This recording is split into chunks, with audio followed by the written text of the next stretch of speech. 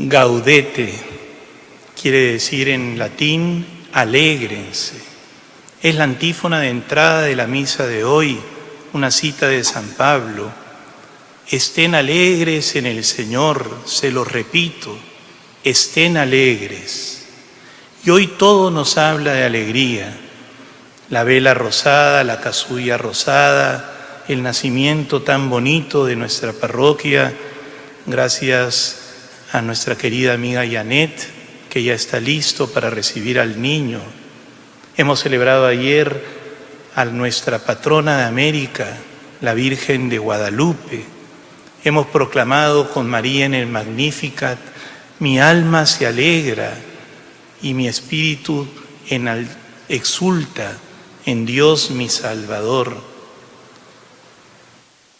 Y para mostrarnos en qué consiste la alegría cristiana, la alegría auténtica, la alegría profunda, la alegría duradera, hoy la Iglesia nos presenta la figura de Juan Bautista, el profeta del Adviento. Pero Juan Bautista no pareciera ser un santo que destaque por su alegría. Hay santos como San Juan Bosco, como San Felipe Neri, San Juan XXIII, la misma Madre Teresa de Calcuta, que son recordados por su buen humor, su sonrisa. Y en cambio Juan Bautista era un profeta ascético, era un profeta que vivía en el desierto y se vestía con piel de camello y se alimentaba con saltamontes y miel silvestre, que desafiaba a los fariseos y los llamaba raza de víboras. ¿Creen ustedes que pueden huir del juicio inminente de Dios? Y justamente en el Domingo de la Alegría, la Iglesia nos invita a meditar en esta figura de Juan Bautista. Parecería contradictorio, y sin embargo, si ahondamos un poquito, vamos a descubrir que Juan Bautista está profundamente unido a la fuente de la alegría, que es Dios y de manera más concreta el Señor Jesús. En el Evangelio le preguntan los sacerdotes y levitas, ¿tú quién eres? Es una pregunta que me ha quedado resonando en el corazón durante esta semana. ¿Tú quién eres? Y San Juan Evangelista, que es el Evangelio que hemos tomado hoy de San Juan, dice que Juan Bautista confesó y no negó, confesó. Ese es el texto literal. Aquí lo han traducido por confesó, dice, confesó sin reservas, pero en realidad lo que dice es confesó y no negó, confesó. Yo no soy el Mesías. Yo soy una voz que clama en el desierto, preparen el camino del Señor. Detrás de mí viene aquel que es más grande que yo, y no merezco ni siquiera desatarle la correa de las sandalias. Yo a ustedes los bautizo con agua, pero Él los bautizará con Espíritu Santo y fuego. Y luego de bautizar a Jesús, le dice a dos de sus discípulos, dilectos, cercanos, Juan, el que escribe este Evangelio, y Andrés, el hermano de Pedro. Él es el Cordero de Dios, y señala a Jesús. No me sigan a mí, ahora tienen que seguirlo a Él. Él es el Cordero que quita el pecado del mundo. Mucha gente en aquella época creía que Juan Bautista era el ungido, el enviado por Dios para salvar a Israel. Pero él sabe bien que no es el Mesías ni el Salvador. Desde el vientre de su madre experimentó la alegría del encuentro con Jesús. y reconoció a su primo Jesús como el elegido de Dios para ser la luz del mundo. Y siempre supo que su misión era sencillamente preparar con humildad el camino del Señor.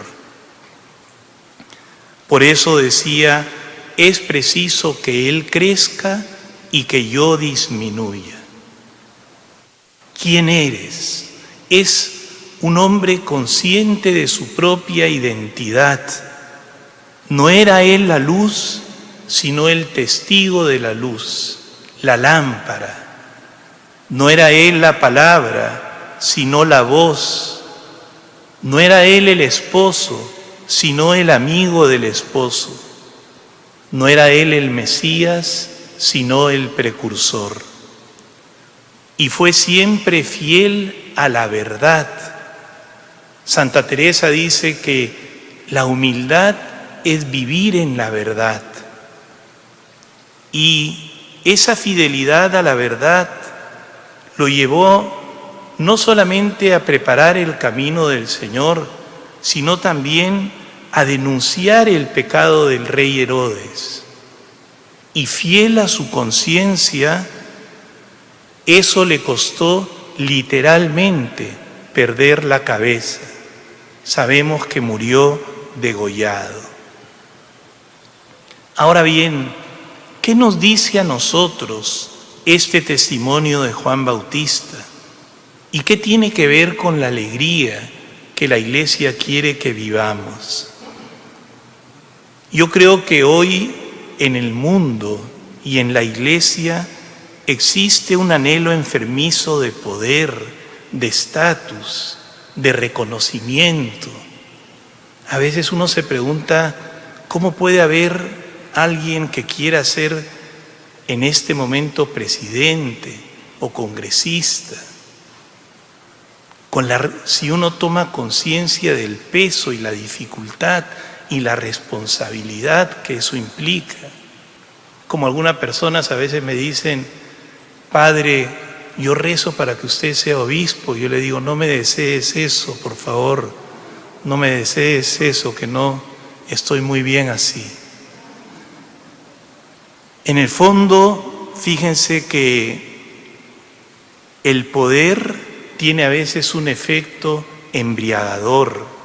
Siempre uno quiere más, nunca es suficiente. Incluso muchas personas prefieren actuar o hablar en contra de su conciencia, con tal de obtener más privilegios o con tal de no perder los privilegios que ya tienen. Un amigo sacerdote dice, medio en broma, medio en serio, que a veces entre los eclesiásticos hay un 11º mandamiento, que es el mandamiento no te quemes, no te quemarás. Y es que efectivamente muchas veces uno, por cuidar su propia imagen, traiciona su conciencia. Y eso es algo que hace un daño muy profundo. Por eso, cuando una persona usa el poder, debe ser como Juan Bautista, alguien que no quiere ser servido sino servir. No podemos caer en esa especie de egocentrismo narcisista que nos lleva a esa avidez por el poder, a la codicia del dinero, al deseo insaciable del placer, que en última instancia termina destruyéndonos a nosotros mismos, frustrándonos, corrompiendo nuestra alma. Fíjense que Nietzsche decía, Dios ha muerto porque el hombre ha nacido, somos nosotros los que lo hemos matado. Dios nos ha creado para conocerlo, para amarlo y servirlo. Pero cuando yo pretendo ponerme en el centro, cuando yo quiero tener el control de mi vida, cuando yo quiero en el fondo ocupar el lugar de Dios, caigo en esa tentación de la soberbia y la idolatría del hombre, la idolatría del propio ego. Y eso siempre me frustra. En el fondo, detrás de esa máscara de hombre exitoso y poderoso, se esconde una persona muchas veces sola, triste, que ha vendido su conciencia y su capacidad de amar por un plato de lentejas. Y en cambio, la humildad, el reconocimiento de la propia pobreza y de la propia vulnerabilidad, el reconocer nuestra propia identidad, somos criaturas, dependemos totalmente de Dios. Yo no soy el Salvador. Necesito que Jesús venga a salvarme, porque soy un pecador. Y si hago algo bueno, soy, como dice el Evangelio, un siervo inútil, que dependo totalmente del amor y la misericordia de Dios. Y cuando yo tomo conciencia de eso y de que Dios me ama de manera absolutamente incondicional y que siempre puedo contar con su amor y con su misericordia, entonces experimento la paz, el gozo, la verdadera alegría, una alegría que nada ni nadie me puede quitar. San Ambrosio decía: las alegrías de este mundo conducen a la tristeza eterna, y en cambio las alegrías que son según el plan de Dios durarán siempre y conducirán a los gozos eternos a quienes en ellas perseveran. Que la Virgen de Guadalupe, la que exulta en un canto de alegría por las maravillas que Dios realiza en su pequeñez, nos ayude a anunciar con alegría, con humildad y también con valentía, como Juan Bautista, que el único y verdadero Salvador es Jesucristo nuestro Señor. En el nombre del Padre, y del Hijo, y del Espíritu Santo. Amén.